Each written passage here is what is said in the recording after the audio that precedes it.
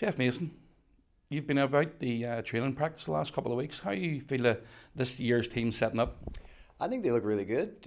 All the guys look like they get around the ice really well. There's a lot of big bodies and a lot of speed, and I think that was really what Kiefer and Thorts were looking for, is bringing some size and some guys that can really skate, and obviously a lot of young guys, a lot of guys that are new to this league that'll be hungry, looking to show what they can do. And I've been around hockey long enough to know you can't get too excited about things, but you can see when guys can move and play, and there's certainly a lot of talent out there.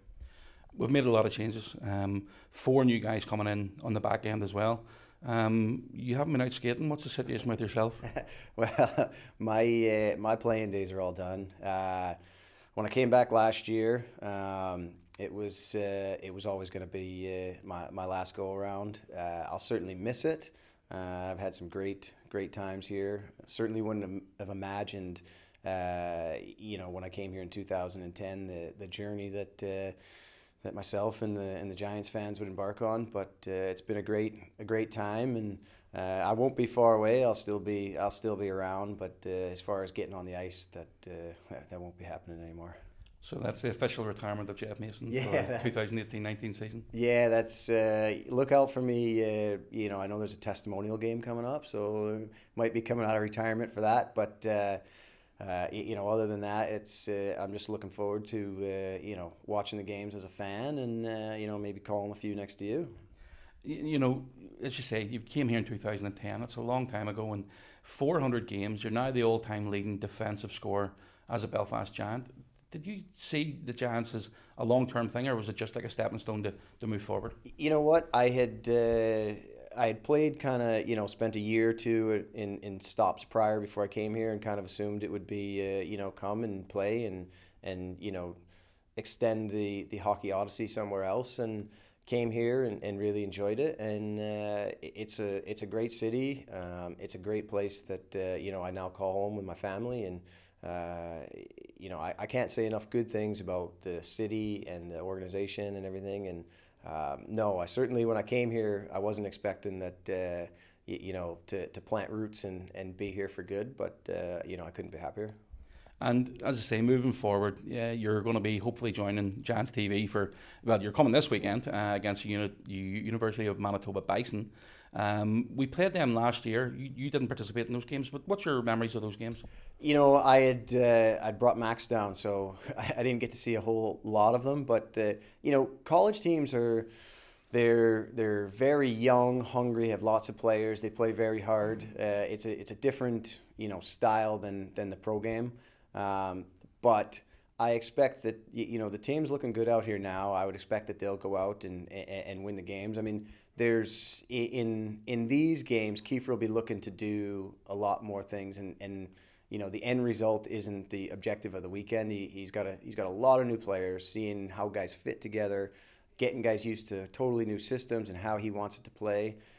So he'll be looking for a lot of other things as opposed to just the final score. Obviously, when you play games, you want to win and you want to get used to that winning feeling, and winning becomes contagious. But as far as the results on the weekend or what I expect them to be trying a lot of different guys together, seeing how they mesh, maybe trying a few different systems to see what they like best, how it fits the this new team.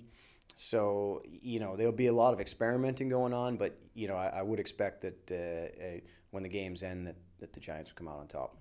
You've watched a few practices in the last couple of weeks. New guys, who stood out for you?